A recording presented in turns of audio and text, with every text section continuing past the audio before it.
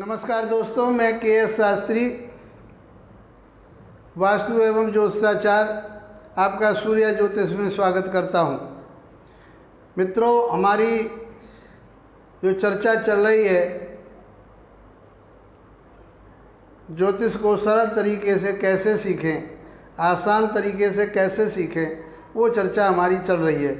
और उस चर्चा में हमने अभी तक आपको राशियों के प्रकृति, धर्म, गुण, स्वभाव की बातें की।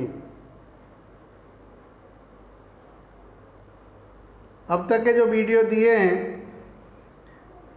आशा करता हूँ कि आपने उनको नोट कर लिया होगा और अपने याद भी कर लिया होगा, समझ भी लिया होगा बहुत आसान तरीके से। 14 अध्याय दे चुके हैं, कुछ चीज़ें रह गई हैं, तो अब हम संपूर्ण जानकारी में उन चीज़ों को भी जोड़ देंगे, समझ लेंगे आप उनको। जैसे हमने राशियों के अभी रंगों की बात नहीं की, तो हम जब राशियों का पूर्ण विवरण देंगे आपको, तो उसमें भी हम उनको ले लेंगे। क्रम से आप हमारे एपिसोड जो है उनको देखिए, समझिए। यदि आपने हमारे इन राशियों के स्वरूप को समझ लिया, तो मैं समझता हूँ कि आप 40% ज्योतिष यही सीख लेंगे।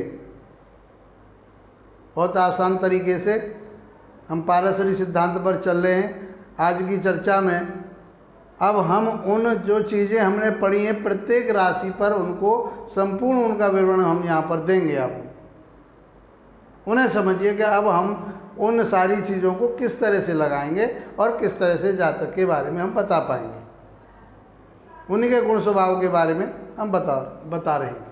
अध्याय 15 में अब हम अध्याय 15 से अब आगे जो चलेगी हमारी राशियों का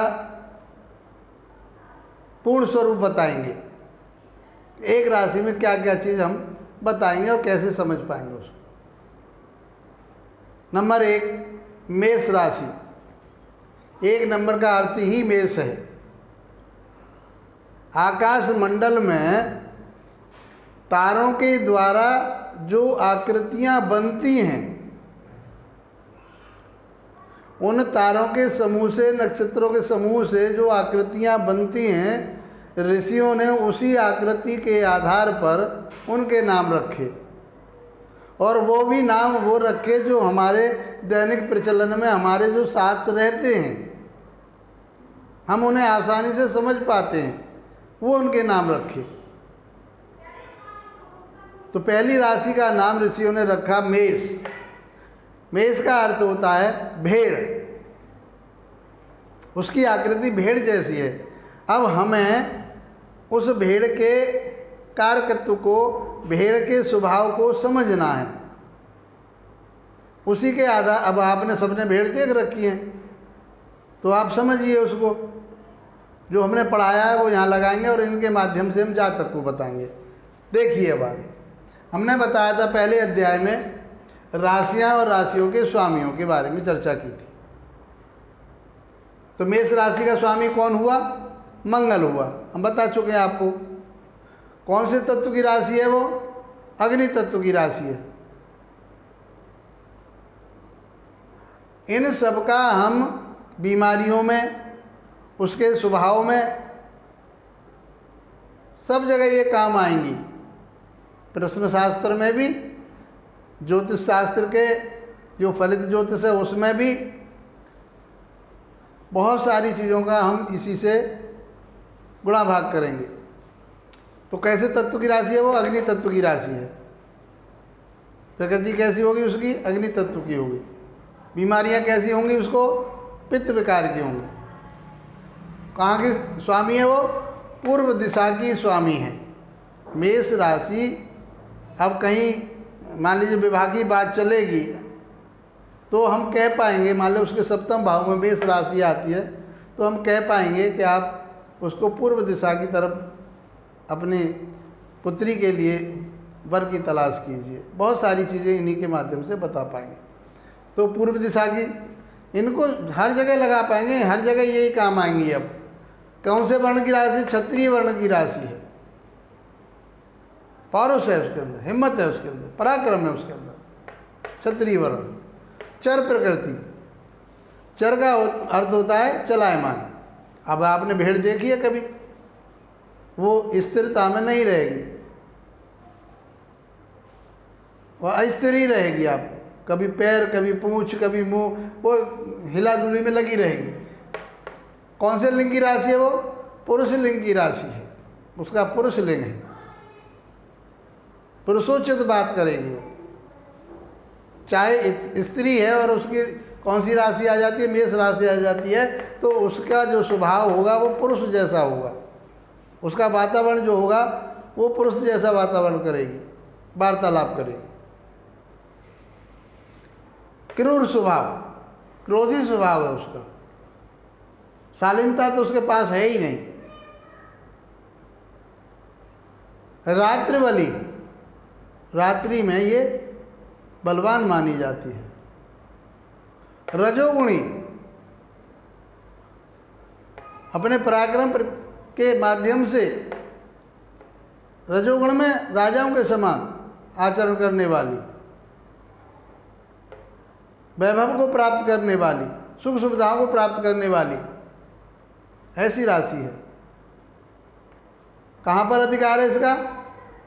मनुष्य के सिर पर इसका अधिकार रहता है, प्रतिनिधित्व करती है। कहाँ का? सिर का। जब हम रोग पड़ेंगे तो इन्हीं राशियों के आधार में बताएंगे कि कहाँ चोट लगेगी।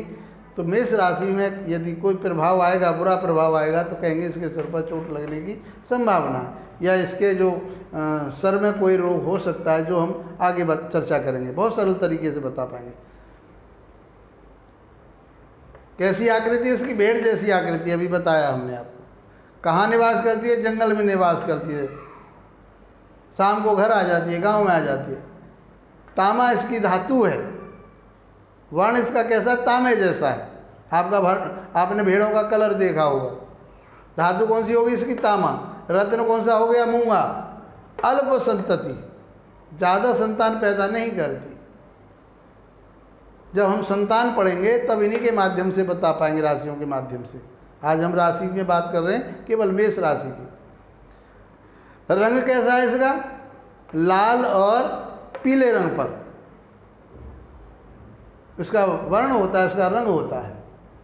आपने देखा होगा उसका रंग भूरा भूरा सा होता है, कुछ लालमा सा लिए हुए और पीलापन सा लिए हुए। ये साहसी होती है, हिम्मत वाली होती है, वीरता इसके अंदर भरी हुई होती है, अहंकार, अहम इसके अंदर बहुत होता है। इसकी जो चाल है वो बेढंगी होती है, लुभानी चाल नहीं होती, और इसकी चाल तेज भी होती है, नज़र भी तेज होती है इसकी। इसके बारे में बहुत सारी चीज़ें भी आपको आगे पढ़ने पड़ेंगी। मैंने एक सामान्य चीज़ें आपको सामने रख दी है ताकि आप इनको पहचान सकें।